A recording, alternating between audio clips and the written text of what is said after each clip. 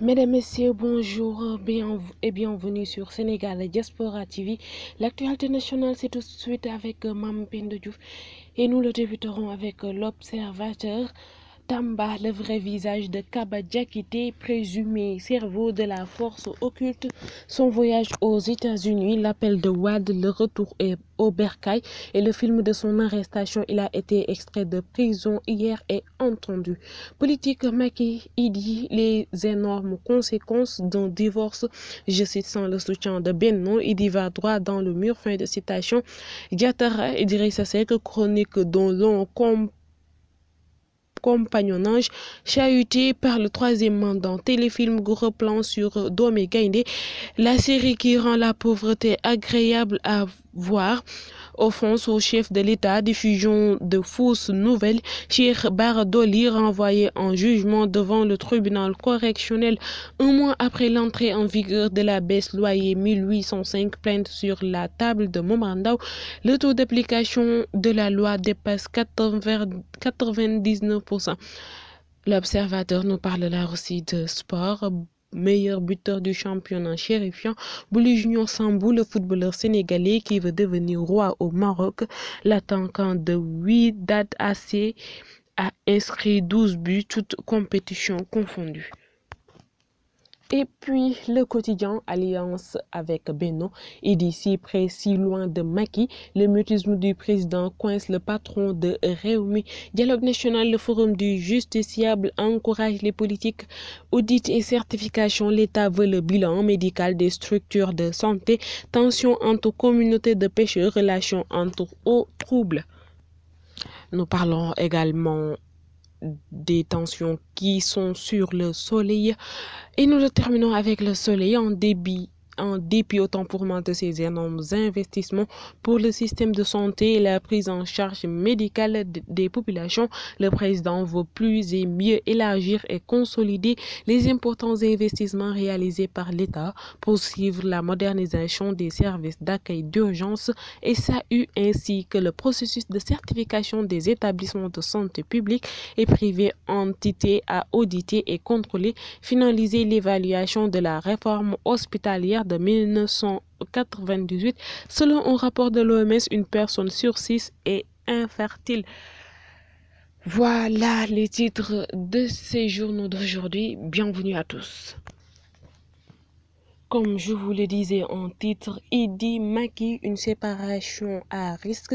Farouche opposant est arrivé deuxième derrière le président Macky Sall à la sortie de la présidentielle de 2019. L'alliance Idi Macky avait surpris certains. Aujourd'hui, à moins d'un an de la prochaine élection présidentielle, l'alliance Mbour-Ak-Sow est secouée par les démons de la division. L'homme est dans des discours pleins d'incertitudes. Depuis quelque temps, le président du parti Rewmi, Idrissa Seck, fait dans des insinuations avec une communication codée en ligne de mire de l'élection présidentielle de février 2024, sorti deuxième derrière le président Macky Sall lors de la dernière élection présidentielle de 2019. Idrissa Seck, qui avait justifié son ralliement à la majorité présidentielle par sa volonté de faire face avec le chef de l'État aux innombrables crises qui s'apprêtaient à assaillir le pays en provenance du reste du monde, entretient aujourd'hui le flou sur son compagnonnage avec le président Sall. Mon option, c'était d'abord de veiller à ce que le pays reste stable, que la paix règne, que la concorde nationale existe et que les mécanismes démocratiques ne soient pas compromis. Cette posture d'Idrissa Seck est récompensée par le poste juteux de président du Conseil économique, social et environnemental en novembre 2020 et de 2 portefeuilles ministériels dans le gouvernement du Premier ministre Amadou Ba. L'alliance Mbour-Ak-Sow était insignée à la surprise générale. Depuis lors, beaucoup d'eau a coulé sous les ponts et le mariage de raison semble traverser des zones de turbulence. Depuis quelque temps, à moins d'un an de l'élection présidentielle de 2024, les choses s'agitent davantage. Le président du parti Rewmi multiplie les sorties voilées pour alerter son allié, le président Macky Sall, sur les risques d'une candidature pour un troisième mandat. Coordonnateur commando de Pastef, Mahamadou Kaba Diakité, l'histoire secrète considérée par les autorités judiciaires du pays comme étant le coordinateur du commando de Pastef, Mahamadou Kaba Diakité, est pourtant décrit comme un homme d'une générosité débordante qui est rentré au bercail suite à l'appel de l'ancien président Wade après une vingtaine d'années passées aux États-Unis d'Amérique dans le populaire quartier Dépôt de la commune de Tambacounda où il a fait ses humanités. Mahamadou est depuis cette date banni par certains qui le décrivent comme un homme têtu. Ses amis d'enfance, eux, le craignent comme un homme qui a très tôt opté pour l'immigration. Son plus proche collaborateur le lave à grande eau. Offense au chef de l'État, diffusion de fausses nouvelles, le député Cheikh Bara Dolly renvoyé devant le tribunal correctionnel pour jugement, clap de fin du moins du côté de l'enquête. Le point final de l'instruction a été posé par le doyen des juges d'instruction du premier cabinet de Dakar, Omar Maham Diallo, 8 mois après les faits qui ont valu à Cheikh Abdou Mbaké alias Bara Dolly un séjour éclair en prison. Le patron du premier cabinet a bouclé son travail, rendant son ordonnance de renvoi. Il a décidé de la traduction du député en correctionnel au procureur d'enrôler le dossier d'offense au chef de l'État, de diffusion de fausses nouvelles et de discours contraires aux bonnes mœurs. Pour le traitement de cette affaire, a noté que le procureur de la République, dans son réquisitoire définitif du 1er février 2023, avait aussi fait cette demande à l'origine des déboires judiciaires du député des propos qu'il avait tenus à l'encontre du président de la République. Comme nous l'avons constaté, conflit entre pêcheurs, Kayar appelle à l'apaisement, Mboro décompte un mort et menace de répliquer. Les forces de l'ordre ont réussi à faire revenir l'ordre à Kayar, mais des risques de nouveaux affrontements y sont toujours présents. Les pêcheurs de Mboro menacent de riposter si leurs collègues de Kayar continuent de s'attaquer à leurs parents. Au quai de pêche de Kayar, l'odeur de brûlé et de cendres empêche de respirer correctement. Pirogue table du site des femmes transformatrices de poissons, filet de pêche, rien n'a échappé à l'afflux des flammes. Ici, l'ambiance est inhabituelle, il n'y a presque personne. Tout est à l'arrêt, seuls quelques-uns sont là pour protéger le peu de biens qu'il reste. Des gendarmes veillent au maintien de l'ordre. Ils ont pu maîtriser la situation, mais la tension reste vive. Les deux camps s'accusent toujours. Je cite les pêcheurs de Kayar: on brûlé nos pirogues et nos moteurs. Nous sommes les plus impactés dans cette affaire parce qu'un moteur de pirogue coûte plus d'1 million de francs CFA, fulmine un pêcheur de Guet-Ndar établi à Kayar et une femme de rétorquer: c'est indigne de regretter une perte matérielle alors que des personnes sont entre la vie et la mort à cause de vos camarades de Mboro et Guet-Ndar. Une pirogue n'est rien devant une vue humaine. Les pêcheurs de Kayar ont brûlé vos pirogues et filets, mais vous, pêcheurs de Guet-Ndar, avez brûlé des personnes. Piaté sportif AG Basket refuse de déposer leur candidature.